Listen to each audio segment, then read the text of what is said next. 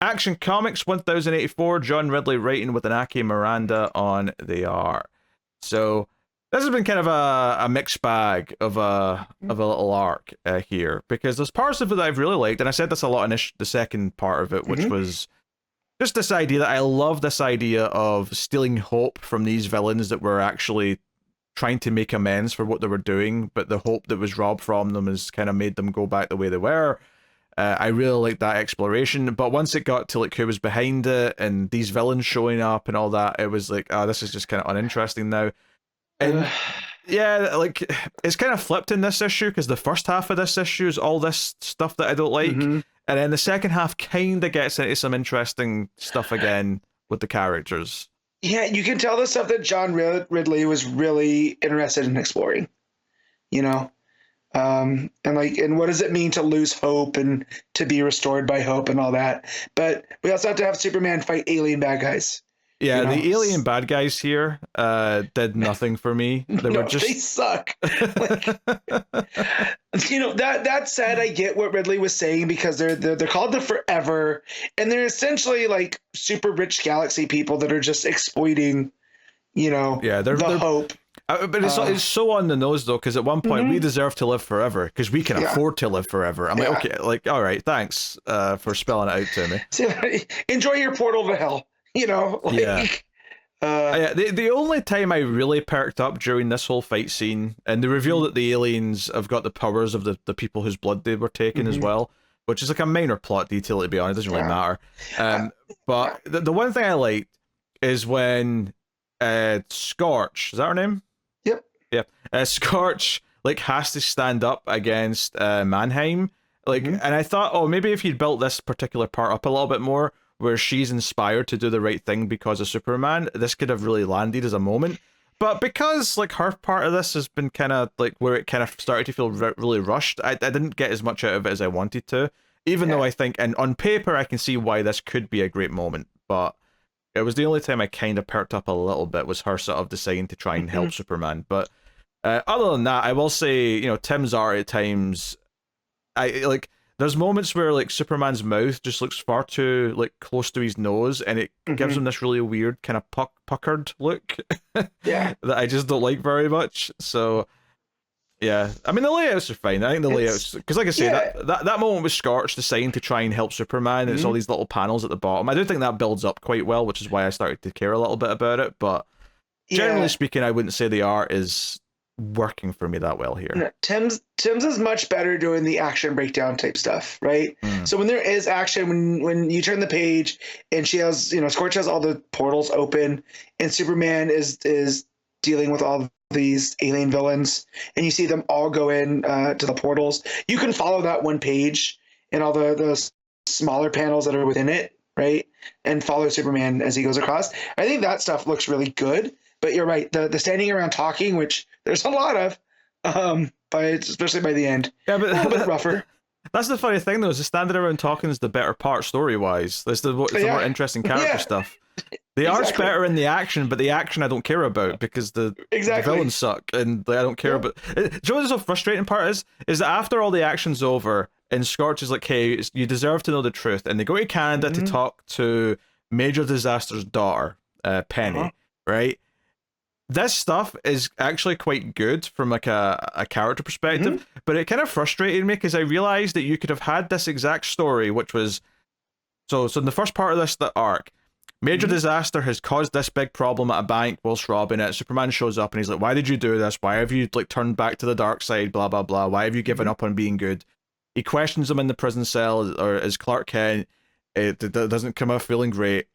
I think you could go straight to Superman finding the daughter and just have it end the story there, and it would be the complete, all the good stuff from this arc would pretty much still be in there, and it would be just a good one shot.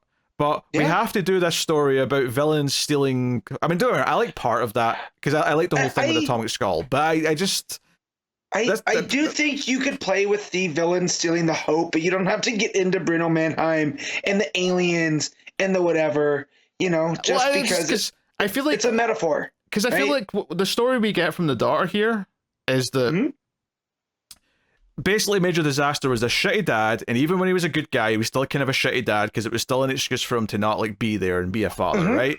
And basically, it turns out that he intentionally did that bank robbery and got himself caught so that people would assume that he killed this guy, right? Because the daughter got mad and didn't intentionally kill him, but her powers, which are the same as her father's, kind of erupted, and it killed the guy that was buying the blood off of him, right? And he was like, oh, I can't let my daughter go down for this, so I'm going to go and be a villain so that it looks like I did this because it'll look like my powers, and I'll do the time so that my daughter's free. And it's like the one big thing as a father that he's ever done. And it puts Superman in this weird place where, you know, as Superman himself puts it, well, there's truth here, but it's not necessarily justice. But if I do the justice, then arguably, like, you know, you're like, you know, this is a more shades of gray scenario for him to deal with than it normally would be. And I think this motivation, like, for like, why did Major Disaster do something bad? You don't need the whole stealing the hope plot for this to work. The daughter, like, accidentally killing someone and him wanting to take the fall for it because she didn't mean to do it is enough of a motivation, which is why I almost think that if you take out all the villain stuff and just have this be a one-shot where this is the ending, I think it would work. It would work as a nice little one-shot, and it would still give Superman this weird quandary at the end where he doesn't know, you know, do I tell the truth? Do I expose this and get the daughter arrested? Like, what good will that necessarily do? And he has like a debate with Lois, and Ridley does a smart thing here where he doesn't have them actually answer it. He kind of leaves it open as to what Superman's about to go and do. They just kind of leave it with Lois saying, well, I suspect you're going to need some, you know, comfort when you get back. But it never actually says one way or the other what decision he's going to make. It leaves it completely open for the reader to decide. So I do like that. But unfortunately, this arc also had to have rich aliens who were paying to steal blood from supervillains. Yeah, I do like the line from Lois where she, you know, or it might have been from Superman, but it's in their conversation where they go, you know, it's truth and justice, not truth or justice, right? Those are not mutually exclusive. Who said that, yeah. So I do like that because it adds to his hesitancy, right?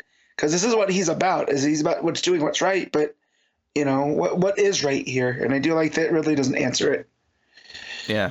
Yeah, I think that's the point, is that not everything is black and white, and there's definitely sometimes where shades of grey, and sticking to the exact letter of the law that you've imposed on yourself might actually lead to causing more harm, potentially, in certain scenarios.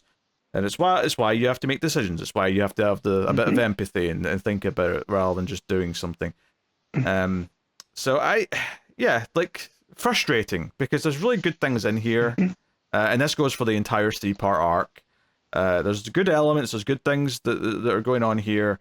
It did kind of help, like, retcon a good reason why Atomic Skull went villainous again, because that annoyed me when that happened. So I appreciate that, at least, I guess. But definitely not like an arc I'd be like recommending to run out and read, just because I do think it's such a mixed bag. And the art is, you know, not bad per se, but definitely a lot of the times, like, the faces are really not to my taste. Yeah, real mixed bag. I mean, I don't know. What's your overall feelings?